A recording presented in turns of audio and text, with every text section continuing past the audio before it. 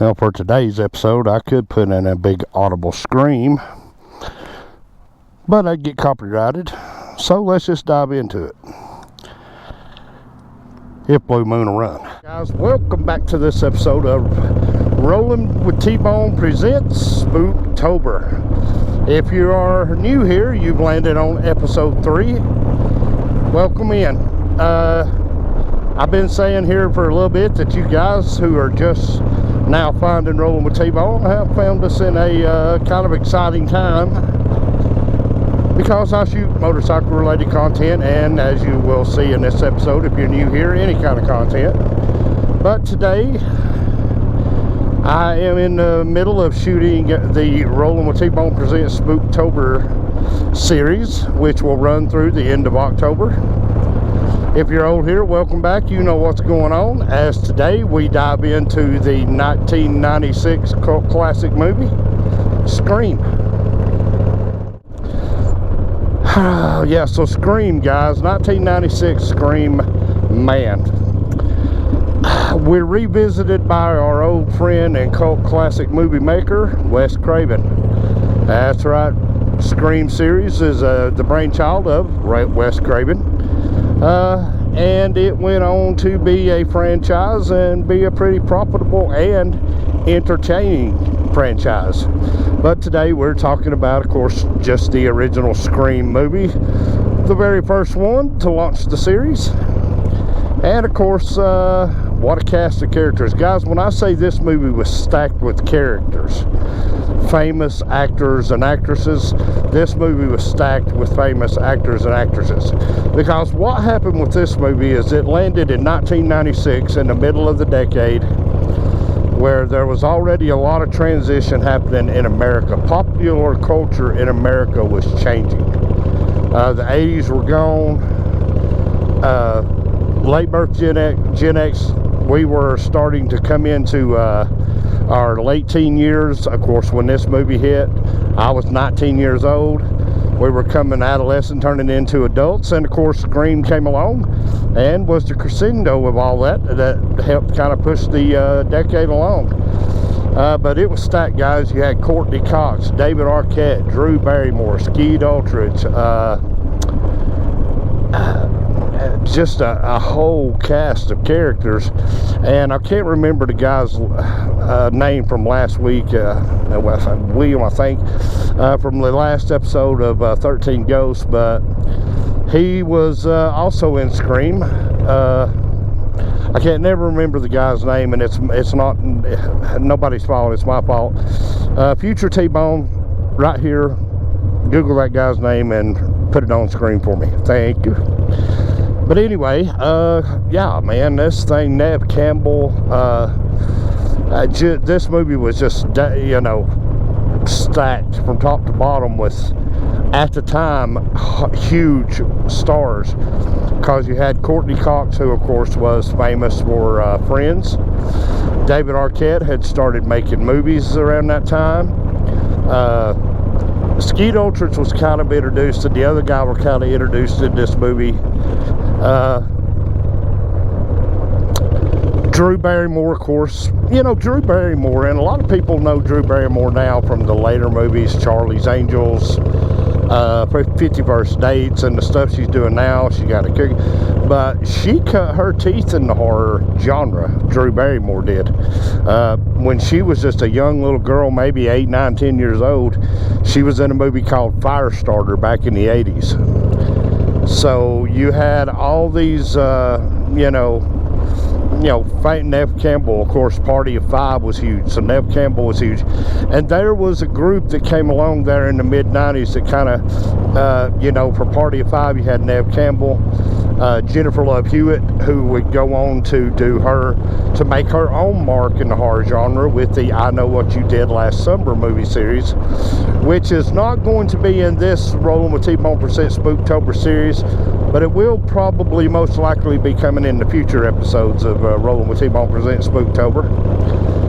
It may not make it in this year, but it may come in if I'm still, God willing, alive and well and doing this next year. It may be in that series there. But nonetheless, with the stacked cast, you put them all in a cocktail shaker, shake them up, and you pour them out in front of Wes Craven, and you say, all right, Wes, give us a scary movie, and you get Scream. Guys, I gotta tell you, when Scream first hit movie theaters in October of 1996, it was a huge phenomenon. Great movie. Wes Craven was already famous for the Nightmare on Elm Street series. So this was Wes being Wes and writing just a great scary movie and introducing a lot of new things with this movie series. Scream brought us Jamie Kennedy. A lot of you know who Jamie Kennedy is. He did Malibu's Most Wanted.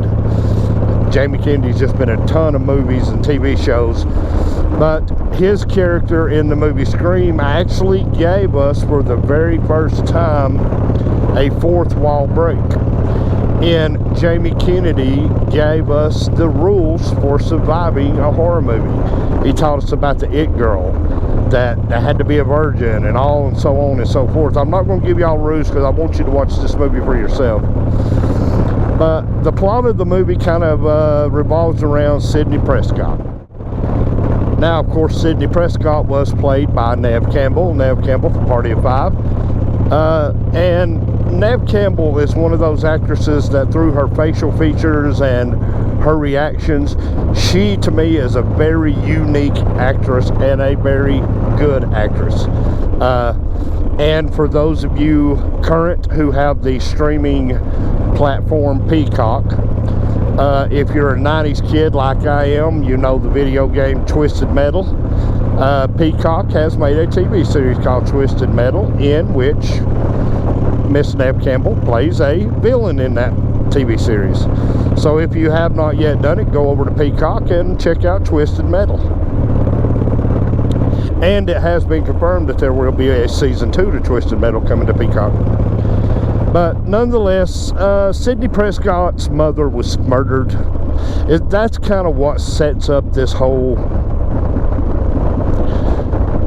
I don't want to misdescribe it, but series of events. Let me just say it sets up a whole series of events, because for the plot's sake, you have a guy in prison now called Cotton Mathers or Withers or something, Cotton Mather or something like that. He is actually right now in prison serving time for killing Sidney's mother.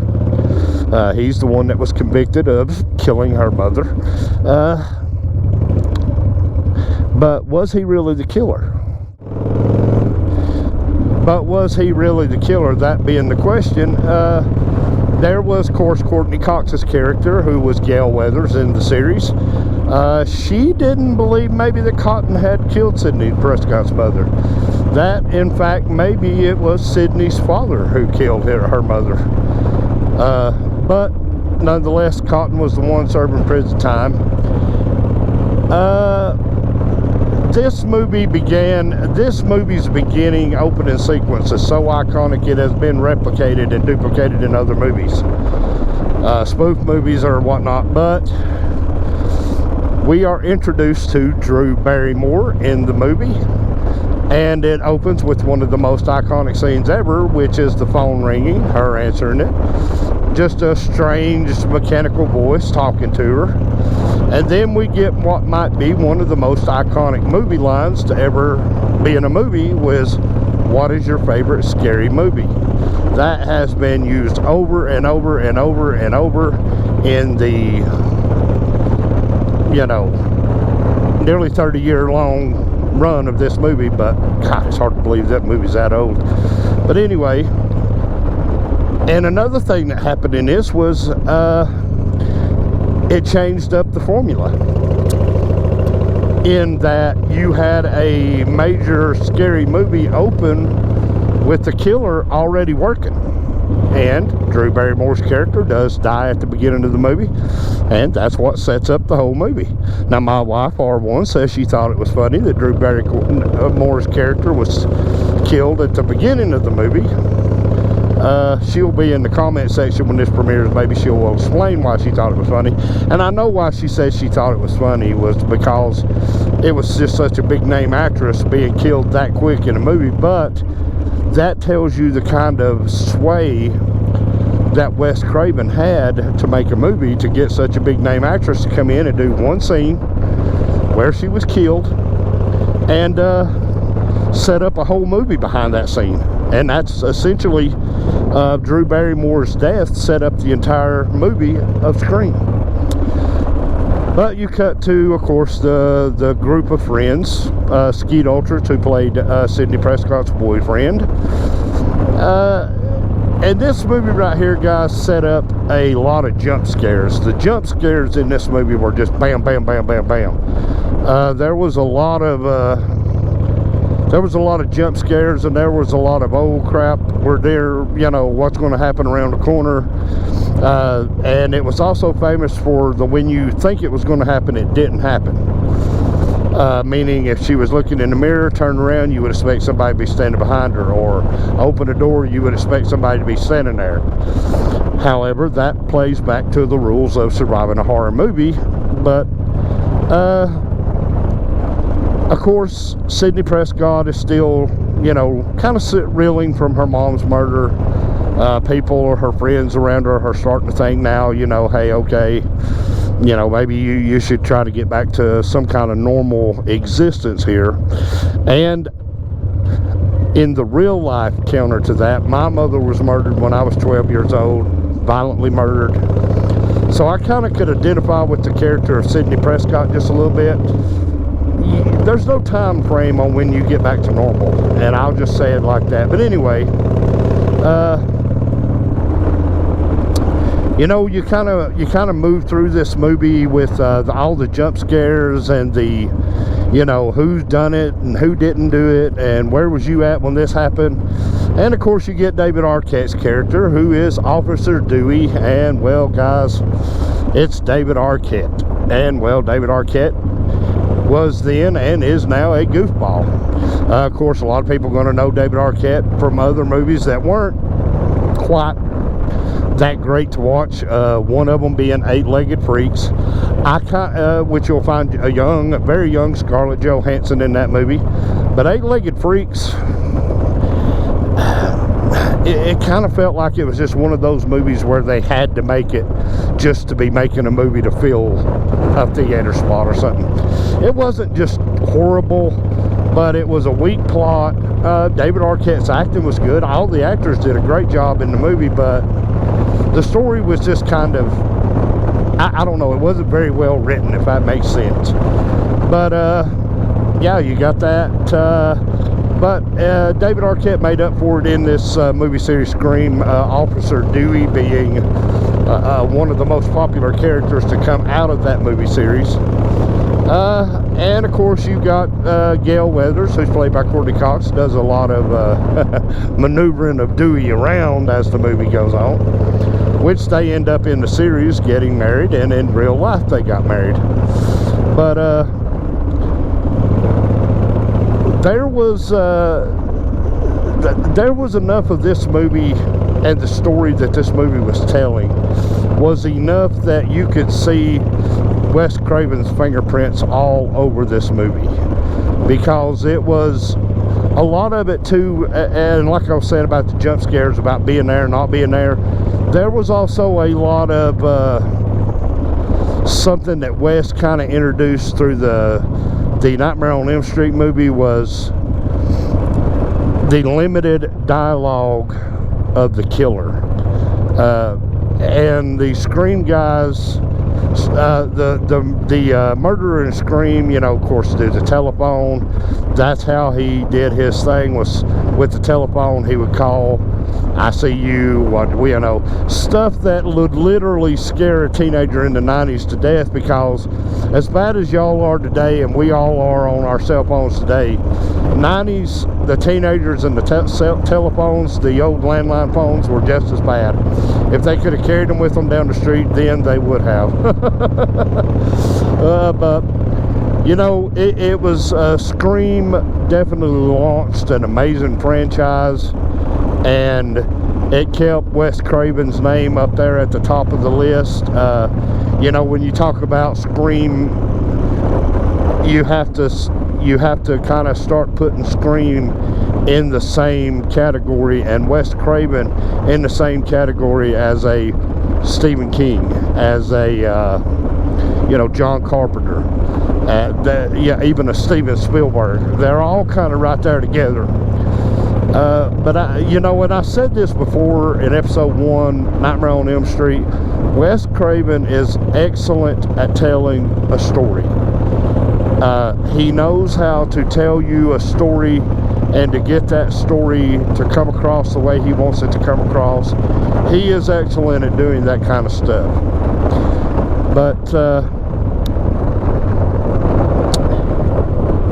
the last thing probably I will say about the plot to tell you, to get you to watch the movie, is that there is in fact 2 killers. It's not just one.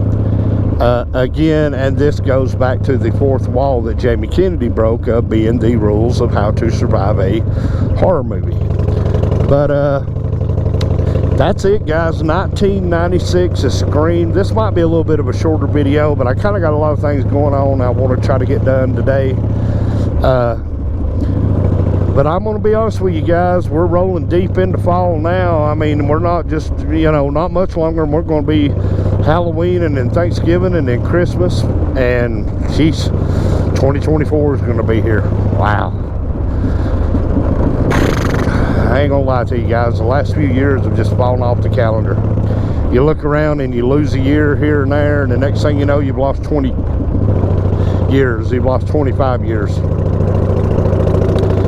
But remember, guys, check out 1996 Scream, and grab you a bag of popcorn for this one, because I'm interested to hear how much popcorn you actually get into your mouth and how much popcorn you actually get into the floor, because of the jump scares in this movie and the hidden little gems. There's a lot of, and you're going back in time too with these movies, guys, like the old 80s slasher flicks and the horror genre just in general. There's Easter eggs in these movies. If you're a movie buff, there's plenty of Easter eggs for you to find in these movies. Certain actors and actresses, you can all start tying it all the way in together.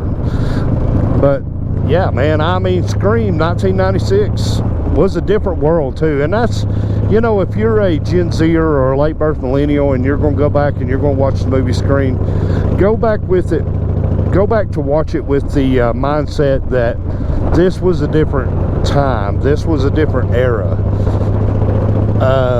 There was no snowflakes back then. There was no people who were easily offended. Nobody ran with their emotions on full blast. And if you go back to, and it's not just 1996's Scream, but any of these movies that I bring up, if you go into it with that mindset that, hey, the 80s, the 70s, the 60s, the early 2000s, if you go into it with the mindset that this was a different generation, then you will enjoy the movie a lot more. You know, that's just one of the things to me that can never be, you know, overstated. Just, you got to go into these movies with a different kind of mindset. But anyway, guys, there it is, episode 3, Scream. Tell you what, guys, that's pretty well much going to bring this episode to an end. Man, we're getting close. We're getting close to finding out who am I going to give Halloween Day to. And what I did with the shocking October Motos of Mayhem was I picked Halloween Day, and I picked one movie maker, and I picked his movies, and of course that was Rob Zombie, and I gave him Halloween Day. So who am I going to give Halloween Day to in this series? I can tell you there will be 3 movies from the same movie maker. Who am I going to give it to? Y'all drop down in the comments and kick around some names. Who do you think T-Bone's going to give Halloween Day to on Rolling with T-Bone Presents Spooktober? But guys, I'm going to drop I can't talk. I'm going to drop episode 3 off right there. Remember to like, comment, share. Guys, if you like what you see and you're new here, consider giving me a subscribe after you go check out a couple more of my videos.